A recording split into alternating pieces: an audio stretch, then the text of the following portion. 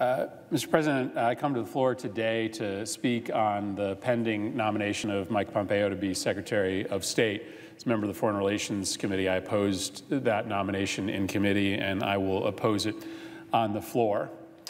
I have said publicly that this wasn't an open and shut case for me.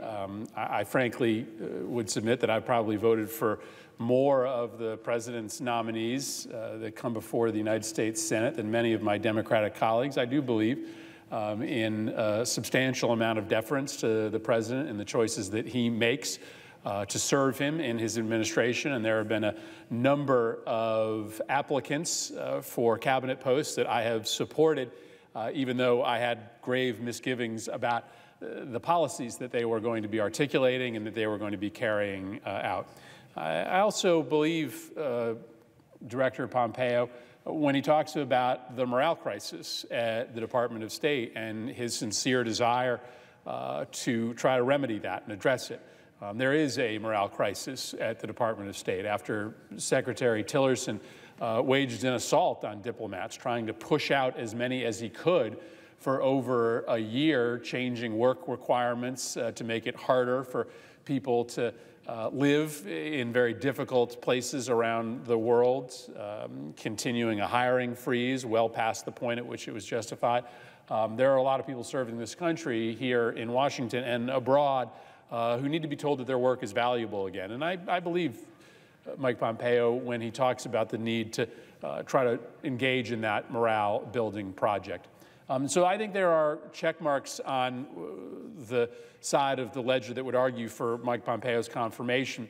But I'm going to vote no because, unfortunately, I think that there are far more check marks on the other side of the ledger. And I want to talk today about the issue of qualifications, because I don't argue with the fact that our choices as a United States Senate when it comes to those that are picked for the cabinet shouldn't really be about policy differences. Sometimes the policy differences will be so serious that members of the opposing party of the president may have to cast a no vote. But by and large, I do think that we should be evaluating candidates based on their qualifications and based on whether their views are at least between the 20-yard lines within the mainstream conversation about the portfolio of issues that they are going to undertake to oversee. And so I want to talk today about my belief that Director Pompeo is not qualified to be our next Secretary of State. I think that's the appropriate conversation for us to be having. And I want to talk about that through the prism of three qualifications that I would argue any Secretary of State has to meet. One is that a Secretary of State who's going to be advising the President on matters of war and peace, on questions of military operations overseas, a Secretary of State has to believe in his heart, in her heart, in the Constitution, in the separation of powers between the executive and the legislative branch when it comes to war making. Second, a Secretary of State has to believe in the value of diplomacy. Right, the Secretary of State is in the National Security Cabinet in order to represent diplomatic pathways out of very complicated, vexing, and dangerous problems around the globe. You need a Secretary of State who truly believes that diplomacy can be a viable path out of very complicated problems. And third, you need a Secretary of State who is free of prejudice, or who is free of substantial association with prejudice. This is our nation's chief diplomat, who's going to be representing the United States all over the world, who is going to try to build bridges between our country and those countries with different cultures, different faiths, different backgrounds, different ways of viewing the world. On these three tests, I just don't believe that Director Pompeo measures up. And let me talk about each one of them very briefly. First, this belief in the separation of powers. If we aren't standing up for Article I powers, no one else will. The Founding Fathers were very clear that when it came to military engagement outside of the United States, it was the Congress and only the Congress that has the ability to declare war. Now, admittedly, war is a much fuzzier concept today than it was when armies were marching against each other in open fields and neat, tidy peace treaties were wrapping up those hostilities. So I will grant my colleagues that declarations of war are a little bit harder today when the enemies seem to never go away and the definition of hostilities is a little different than it used to be. But I asked a series of questions of Director Pompeo at the hearing, which did not leave me with any confidence that he understood that there still must be some places in which only the Congress can declare hostilities. Now, I don't believe that the president has the ability to take military action against the Syrian regime without an authorization of Congress. And apparently there are members of the president's cabinet who believe the same thing. Media reports suggest that Secretary Mattis counseled the president to come to Congress first before attacking the Syrian regime. And so I queried Director Pompeo about this topic. I asked him whether there was any attack that had been launched against the United States from the Syrian regime. His answer was no. I asked him whether there was any threat of imminent attack from the Syrian regime against the United States. He said his answer was no. And so I then asked him what was the authorization that allowed the president to take this action. His answer was Article 2 authority, which is kind of the blanket answer for anybody in an administration that doesn't have an answer. And I will submit that the Obama administration occasionally relied on Article 2 authority as well. But I tried to give Director Pompeo a way out of that overly broad answer. I said, could you identify for me one limiting factor on this broad claim of Article 2 authority? He could not. He couldn't articulate one definable, articulated restraint on Article 2 military authority before the Foreign Relations Committee. And it speaks to what I think is a belief inside this administration that is now being buoyed by people like Director Pompeo and John Bolton, that the president has virtually unlimited authority to begin military operations overseas. If you can attack the Syrian regime without any authorization from Congress, then why couldn't the president launch a military attack against North Korea without coming to Congress in the way that John Bolton has recommended in some of his writings before joining the administration? And if a Secretary of State is not prepared to argue that the Constitution requires that authority, can't even articulate a single restraint on a seemingly limitless power under Article 2 to launch attacks overseas without coming to Congress, then who is making that argument? I think a Secretary of State has to have an understanding of the limits of executive power overseas. I don't think Director Pompeo has that belief. Otherwise, he would have answered the questions that he was given in his confirmation hearing very differently. Second, I believe that a baseline qualification to be the Secretary of State, to be the nation's chief diplomat, is to believe in the fundamental power of diplomacy. Over and over again, primarily when he was a congressman, Director Pompeo showed us that he doesn't think much of American diplomatic power. He opposed the JCPOA, which is, of course, a mainstream opinion within the Republican Party, but he did so because he thought that military action would involve just a few thousand sorties, American planes flying over Iran, bombing the country into submission. I think that's a pretty naive, uneducated view of how a war with Iran would go down, but it demonstrates an enthusiasm for military options ahead of diplomatic options, the kind that may be better suited for the Department of Defense than for the Department of State. He has further cheered on this president as he has pulled out of the Paris Climate Accords, as he has attacked other multilateral alliances that the United States has long been a part of.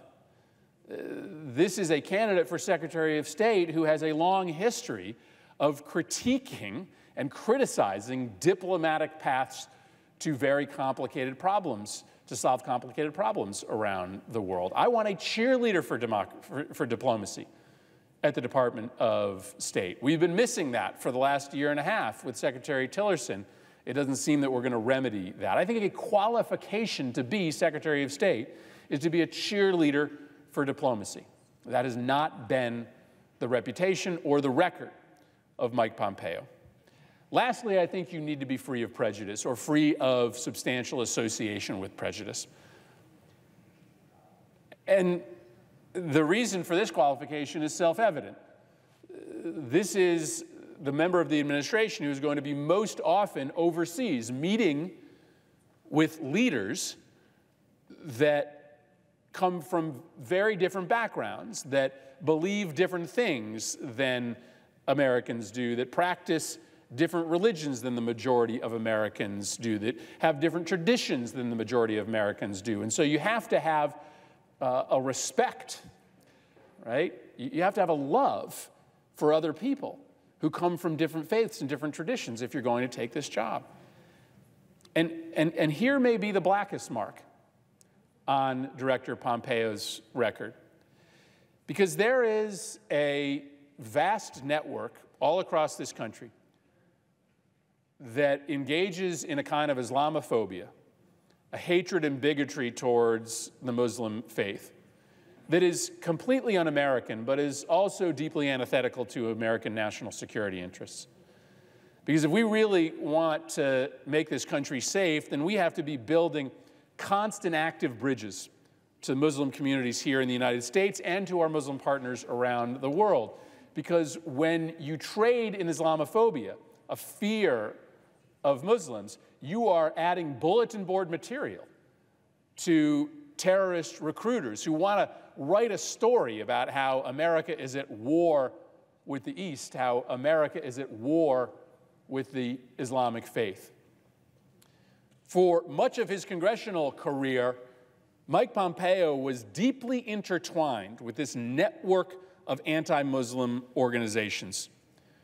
There's a really interesting study that I hope some of you will take a look at that details this network of organizations. They have fairly innocuous sounding names like the American Islamic Forum for Democracy, the Middle East Forum, the Investigative Project on Terrorism, Jihad Watch, Act for America, the Center for Security Policy, the Society of Americans for National Excellence. Those sound like things that I might be for, but if you really take a look at what they do, they preach intolerance. They try to tell Americans that all Muslims are out to get them and that we are better off if we just shelter ourselves from people of the Muslim faith. That makes us less safe. It morally weakens us as a nation. And it's not coincidental that all of these groups sprang up or began to receive substantial funding after Barack Obama became president of the United States. It wasn't coincidental that as Donald Trump was going on cable news, casting doubt as to whether the president of the United States was really an American citizen or whether he was a secret Kenyan citizen planted in the United States, that all of these organizations started to take root. And they gained legitimacy because American political leaders associated themselves with their cause, because they were able to lure members of Congress like Mike Pompeo into their web. Mike Pompeo went on these radio shows that traded in these conspiracy theories about Muslims. He allowed for his name and his office to be associated with their causes. At one point, he actually accepted an award from a group called Act for America, which is arguably the largest anti-Muslim group in America. They gave him an award saying that Representative Mike Pompeo has been a steadfast ally of ours since the day he was elected to Congress. This is an organization that the Anti-Defamation League and the Southern Poverty Law group classify as a hate group. their founder said, quote, "Practicing Muslims cannot be loyal citizens of the United States." Let me say that again. The founder of the group that gave Mike Pompeo an award for being a steadfast ally of their cause said that practicing Muslims cannot be loyal citizens of the United States. These anti-Muslim groups became stronger, became more deeply intertwined into the mainstream because they had allies like Mike Pompeo. And so it wasn't coincidence when a presidential candidate stood up and said, "If you elect me, I will ban all Muslims from entering the United States." He wasn't laughed off the debate stage. He wasn't laughed off the debate stage because this conspiracy of Islamophobia had penetrated the mainstream because of its access to people like the nominee to be the Secretary of State. That is disqualifying to me. That is not about Mike Pompeo's views. It's not about my differences with the policies that he is going to espouse as a Secretary of State. That speaks to his qualifications. And so this is one of the most important debates that we're going to have. And these are exceptional times for both of us, Republicans and Democrats, dealing with an administration that conducts itself very differently than others.